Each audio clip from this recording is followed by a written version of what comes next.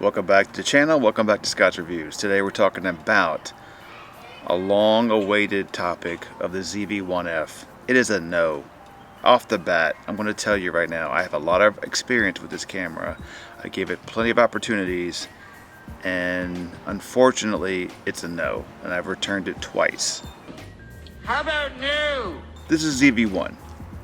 This camera is so much better than the ZV-1F in so many different ways. It just outshined it in every way, and we'll talk about it. If you want to know all the details of why, watch this video.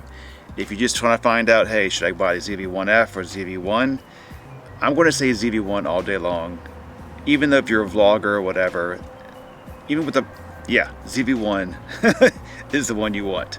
If you're going to get a camera, either this one or that one, that's the one you want to get. If you want to up your game a little bit, I've got the ZV-E10. That's good too. Now the ZV-E1's very expensive. The new camera that's coming out, of course, that's better. That camera's not out yet, so I'm not going to talk about that, so cut that. ZV-1F. Now you want to know why. Why, Scott, is the ZV-1F that bad? I mean, come on, I watch a lot of reviews. Some say it's okay, but why is it bad? Well, I took it on my trip to Disney, out to the cruise. Let's walk and talk. I need to turn on stabilization if I do this. I took it on my trip to Disney, and man, oh man, I do like the size of the camera. I do like the ZV-1F size. I like how it fits in your pocket. It opens quick. It goes quick. I love the menu system. I love the touchscreen on it. That's what really drew me back to the camera the second time, was just the form factor, the ease of use, the screen that you could touch all the stuff you wanted to touch and get it going. Bam, it was on it. So much fun to use.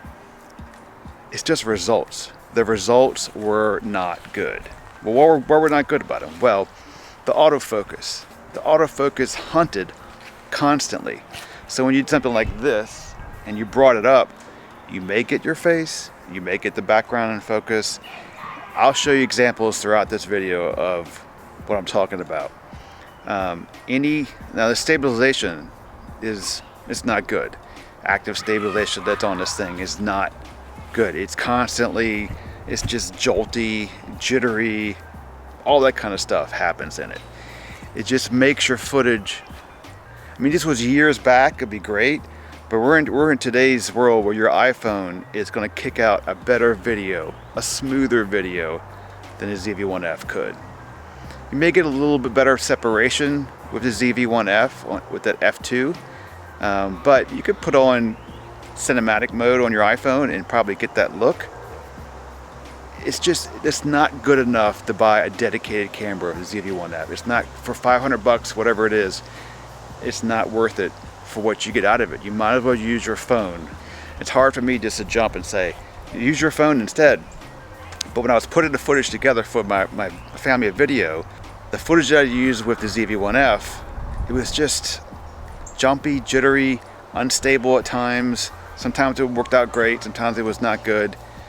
And then I put in some iPhone footage because I threw on there, and I'm like, dude, why did I just use this the whole time? I mean, it was smooth, the lighting correct, so wasting my time. So stabilization and focusing are its main issues that I had with it. And do I need to go on anymore? Really? Jittery and unfocused footage. So let me give you another example of the jitters. I had it on a tripod. I filmed with the ZV-1 and I filmed with the ZV-1F. And out the corner of my right side, I think it was, the chair was like flickering in the background.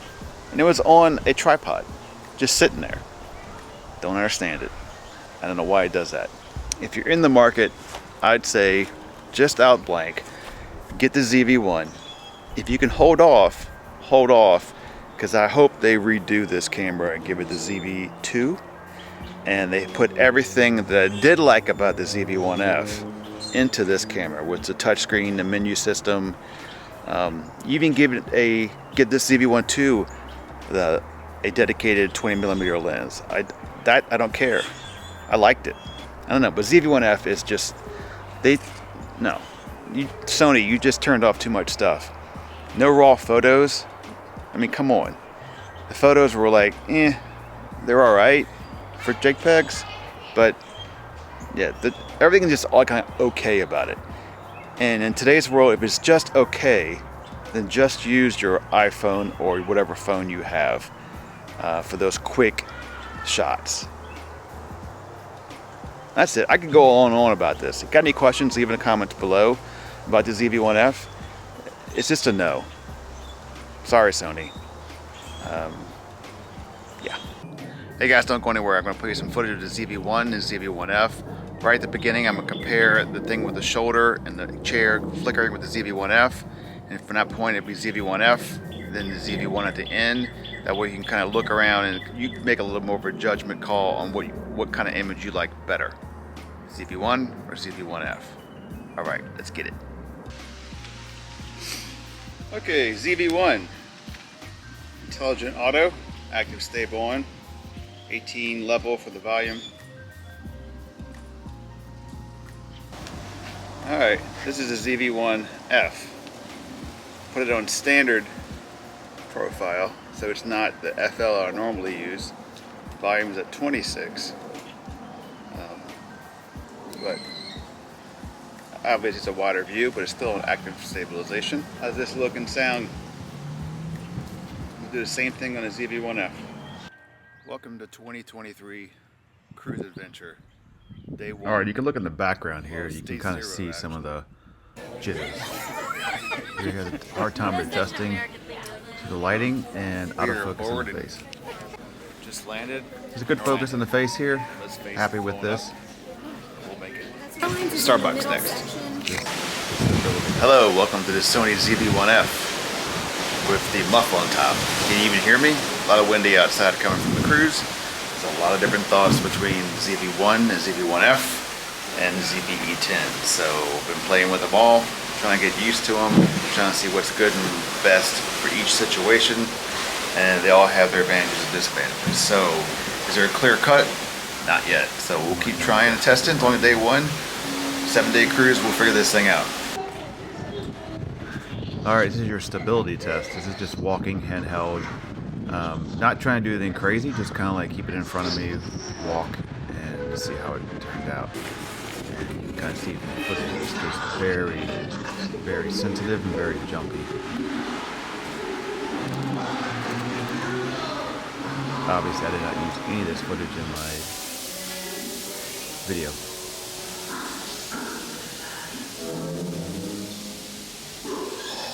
I don't expect GoPro stability, but I need better than this.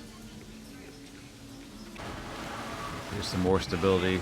Again, just walking around the boat, trying to get some shots. Not trying to do anything crazy of like, I'm not trying to shake it on purpose at all. I'm just trying to hold it and walk straight with it on a tripod. It's on the Sony grip, and I'm just kind of hand holding.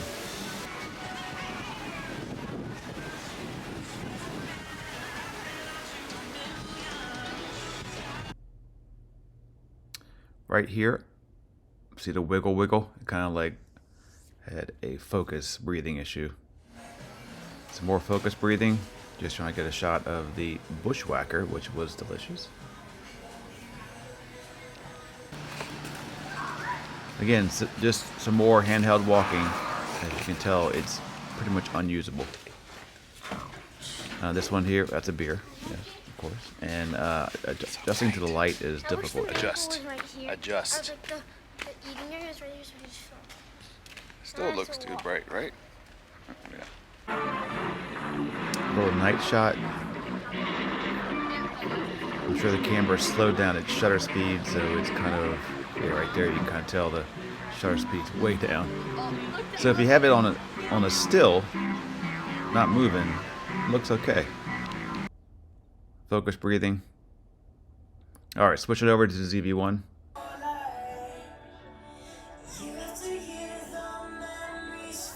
It's just able to capture the focus, not hunt or anything. Again, this is me, a little more stability test, kind of same kind of deal, just kind of walking on the Sony grip, just trying handheld, trying to get a good shot. And you can tell this is a lot smoother even though this is the older stable technology. I think it's older, right? ZV-1 has an older stable. Alright, so this is ZV-1. It's on the only thing I like about the Sony grip that it doesn't like immediately connect, so I have to pair it every freaking time. Again, the ZV-1 just has like everything in one package. It has the ND filter, it has great photos, raw pictures, it has, yeah, it's got everything. So what the ZV-1F has is a little bit of easiness, or fun, more of like with the screen being more touchscreen. I do like the FL cinema look on it. The ZV-1F would be the ease of use with the touchscreen. The lens you don't have to wait for, so it's instant taking a picture, taking a video. It's a wider angle lens. It is what it is when you get it. Don't expect to punch in that picture or get anything better out of it. It is what it is. At least the ZV-1, I can have a raw photo and then kind of play around with it and post a little bit more than the ZV-1F, but that's kind of the way it is. This is one thing you can't do on the ZV-1F is zoom and track. So I was able to zoom in to 70 and then pull back.